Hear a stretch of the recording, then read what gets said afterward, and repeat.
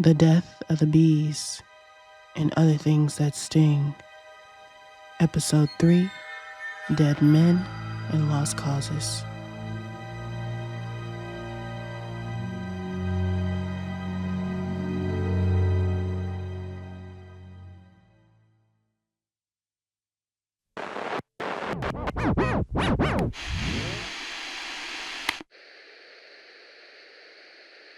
Hello to you out there, whoever you are. Welcome back, I guess, to this, conversation with myself. I don't want to call it a show or a series or anything because it's my reality, so. But I guess my reality is someone else's show, so. You know, they say life's a stage or whatever those entertainment people say. Plus, I found that doing this, even though I just started, has made me feel lighter. I don't know how to explain it. And I don't know if it's because I have no one to talk to or what, but I just feel freer. I also feel hopeful for the first time. Like, someone will hear this. Someone will listen. And maybe I'll learn what happened to everybody. Maybe I'll find out what happened to Mel. I need to know what happened to her. So, I guess that brings me to this story. The beginnings of how we got separated. What led to us being in two different places for an extended period of time, for the first time in years.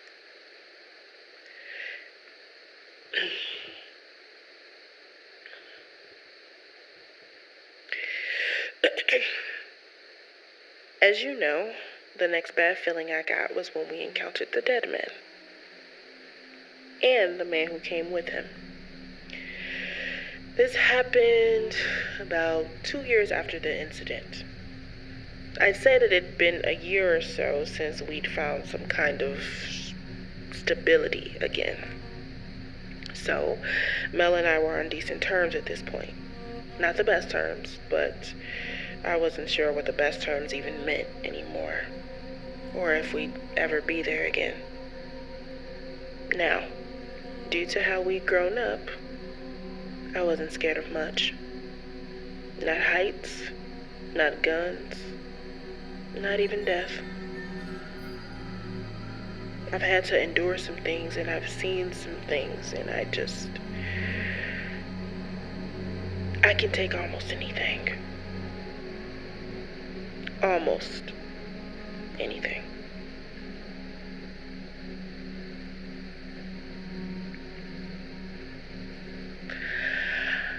But there's one thing that I want to make clear.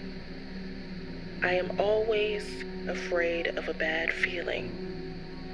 It's a deep feeling I can feel through my bones. It makes me cold. I have the shakes. It lets me know something horrifying is about to happen. It told me when our dog, Hope, would be murdered. It told me when a career-ending scandal was about to fall on my shoulders that would wreck my life forever. It told me things. So, I knew. The day Mel and I had finally decided to do our rotation outside of the farm together, I knew it was about to be the beginning of something horrible because that bad feeling came to me suddenly, right before our walk. But I knew that day was just gonna be the beginning of the horrible thing. Just like the day the bees died was only the beginning. And that terrified me the most. It'd only been 2 years since the incident, and 1 year of finding our way back to joy. We weren't ready for another theme. I wasn't, at least.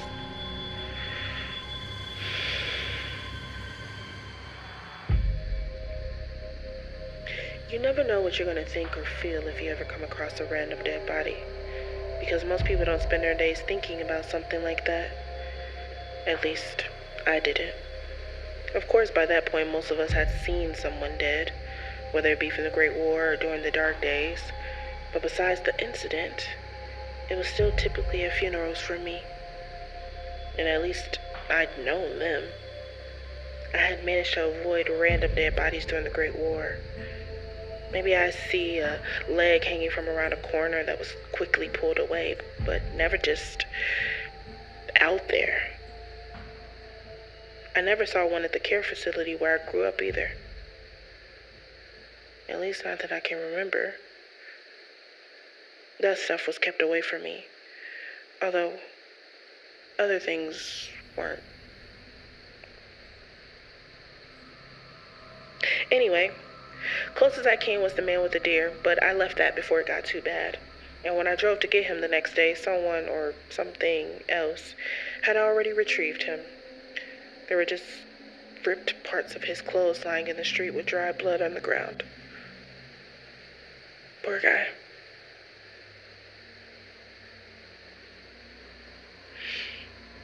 But there it was. A random dead body, laying there, spread out on his back in the hot air. Dead. Lips crusty, clothes in ruins, but body intact. He'd been alive recently. His brown and black striped flannel shirt and tight jeans were fitted perfectly together with the shirt tucked into the jeans still. His belt still tightly wrapped around his waist. If it wasn't for the bullet wounds in his head, neck, and heart, you'd think it was just a simply deeply dehydrated man who'd maybe passed out and could wake up at any moment. But those bullets told a different story. I stopped and stared, unmoving, unchanging. What? What is it? I remember my sister saying in that high-pitched voice of hers, "A dead man." I said, surprisingly still. My sister looked where I was looking and screeched. Why wasn't I screeching? I wondered. And why couldn't I stop staring at the dead man? My sister, she looked around for somebody, anybody. Then she found someone walking in the distance. He seemed to be humming as he walked away. "Hey! Hey, you, stop! You did this?" The man turned around slowly and looked at us with a slight grin. He gave a slick nod without saying a single word. "Why?" My sister genuinely looked angry. A human killing another human and just walking away humming seemed unfathomable to her. Because he tried to kill me. I remember he said it with that southern drawl in his voice. Layered, filthy, grungy, and clearly made up. It was no specific accent. It wasn't any man's accent. I immediately knew this person was hiding something. He walked closer to us, unflinching and guilt-free. Something had happened here, and that man being dead made whatever happened go easier for the man walking towards us. As he got closer, it seemed my sister and I noticed him at the same time. We both gasped. I was about to ask him to confirm who he was, but my sister cut me off. "You're that politician, right? The one who used to be a high school counselor, a therapist, or whatever? The governor of New York, right? What are you doing here? Mel was doing the talking, but he never made eye contact with her. He just continued to stare at me.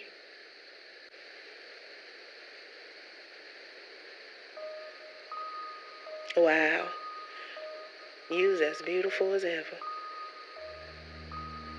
He said as if he'd just seen the most beautiful woman in the world. Not like he just killed a guy. I moved behind Mel, hiding behind her back. Something in me was repelling me from this man, and moving backwards seemed better than moving forward. Mel chuckled. She looks just like me. The man must have noticed my repulsion of him. He left it alone and just spoke to Mel. Apologies. Did I offend her? He started exchanging words with my sister as I studied him. Their words were being heard but stored in the back of my mind for a later date, as I wasn't really paying complete attention at that moment. I just kept looking at him over Mel's shoulder.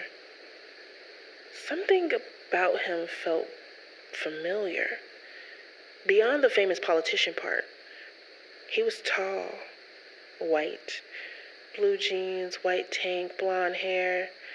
It was short with a part in the middle with a small bang on either side. He almost wasn't pretty enough to pull something like that off. Almost. His eyes were a bright blue and his teeth were near perfect. He had a brown, decently kept beard that filled up his face. It had hints of gray from aging and exhaustion. His brown, decorative cowboy boots had just enough dirt on them to take him seriously as a Southern traveler, but not enough to be believed by someone like me. Besides, he was the governor of New York. Why did he need to be believed as a Southern traveler? Anyway, then there was that gun of his, tucked safely in a holster on his hip. And at some point while talking to my sister, he went to put a hand on that hip, just above the gun. His index finger slid over the gun, like he was making sure it was there, preparing, just in case something happened with my sister. Just in case. And that's when it first happened. A flash to something I'd never seen before. Him touching that gun in the same way, just not in the place where he was standing at the time. And just when the flash came to me, the man's eyes whipped towards me, almost as if the flash itself had triggered him to look at me, like he'd just seen his own flash of events that coincided with mine. Or maybe he just sensed mine. I must have been staring blankly or seemed to have no reaction at all, because his eyes eventually changed to disappointment before looking back at my sister. What was that? Why did this man feel so familiar to me? I couldn't place it or figure it out at all. And the shiver in my body was a sign that I shouldn't. But I was feeling a sudden pull towards him now. An overwhelming one, while feeling equally repulsed still. So even though I hid behind my sister, a move that was very unlike me, I found myself moving from that space as the pull towards him took over the repulsion. You had dinner? I blurted out. My sister whipped her head towards me. Jordy, what are you doing? Mr. Governor here was just about to be on his way. Sorry, I'm sorry. I don't think I heard that. I put my head down. Was that disappointment I felt? The exact feeling was a little lost on me. He moved toward me, patiently, calmly. But I noticed that darkness in his eyes.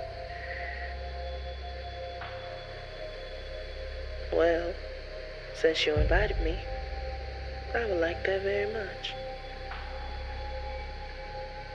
I knew what I'd done couldn't be undone. Whatever I had just set off was happening now. Would I be the cause of what was to come? Or was I stopping it before it began? I couldn't say. I can't say.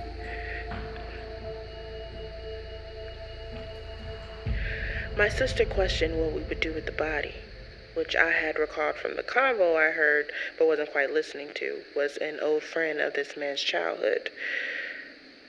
They got into a spat over food, which led to a spat over their current living situation, which led back to an ongoing issue from childhood, which led to sparring that went from being sort of serious to very serious, and then suddenly the man was dead.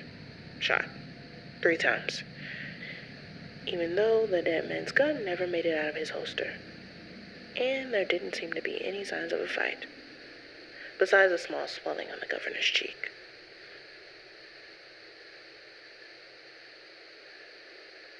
The governor said to leave it there and let the dogs get the dead man, but Mel would never allow that. She insisted that the governor pick him up and carry him to a site where we'd bury him. At first, he hesitated, but after a stare-off with my sister, he agreed to do it with a smile, although you could tell he was very reluctant. My sister led the pack as I watched from the back. He periodically looked back at me, giving a squirming smile. Once, he tried to say something to me when he looked back, but I just looked down. I didn't want to speak to him, although I knew I would eventually have to. We got to the site, a slightly uphill area off-road that was surrounded by tall trees. We buried the body. It was hot and sticky, so it was a shallow burial. My sister asked if the man wanted to say something. He nodded, and we all bowed our heads. Rest in peace, brother. Don't regret it. Just forget it. I got it from here. Sleep good.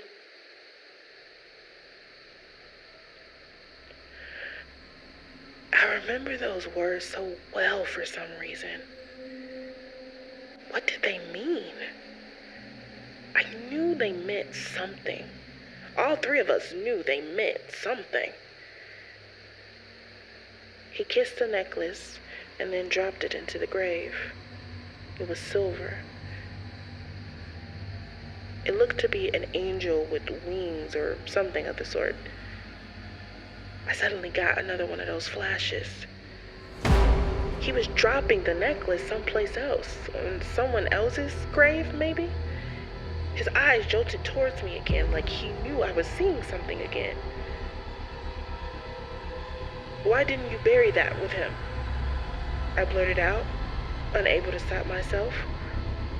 Oh, she speaks, he said, almost condescendingly. Very condescendingly.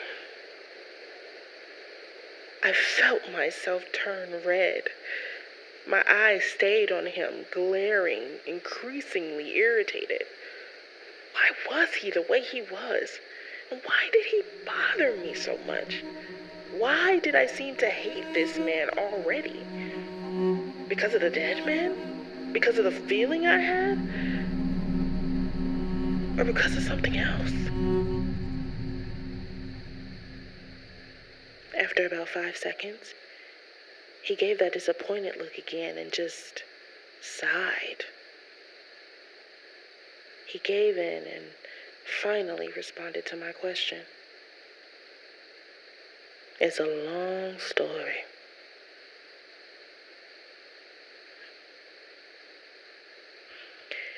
I stared a little longer, eventually giving in. I did not expect this man to immediately share with me, a total stranger,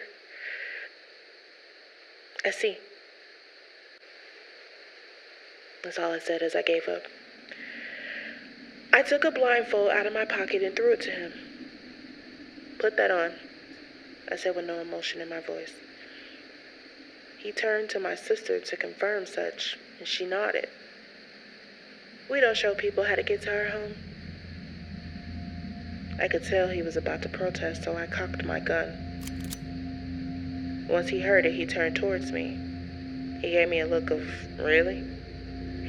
Then another gun cocked. It was Mel's. The blindfolds, please. Or you get buried here with your old friend.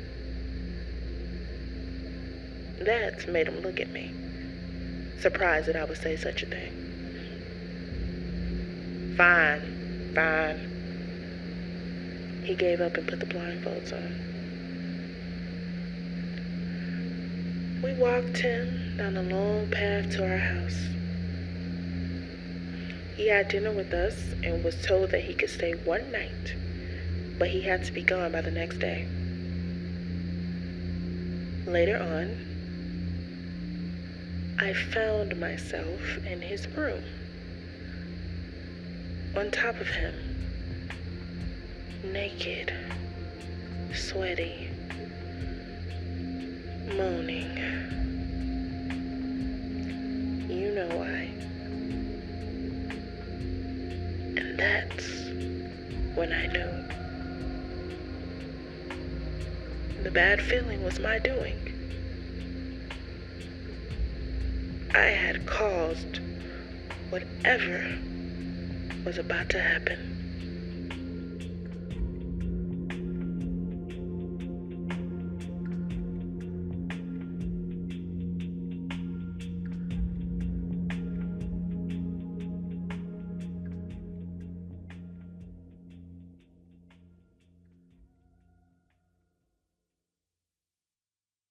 Thank you for listening to The Death of the Bees and Other Things That Sting, written by and starring Kyla Sylvers, with sound editing and design by Faith Butz and Sean Whittaker. Produced by Melanin and Magic Productions. For access to early releases of our episodes, ad-free episodes, and behind-the-scenes content, please visit us at patreon.com at Melanin and Magic Productions. Thank you, and we'll see you in the next episode.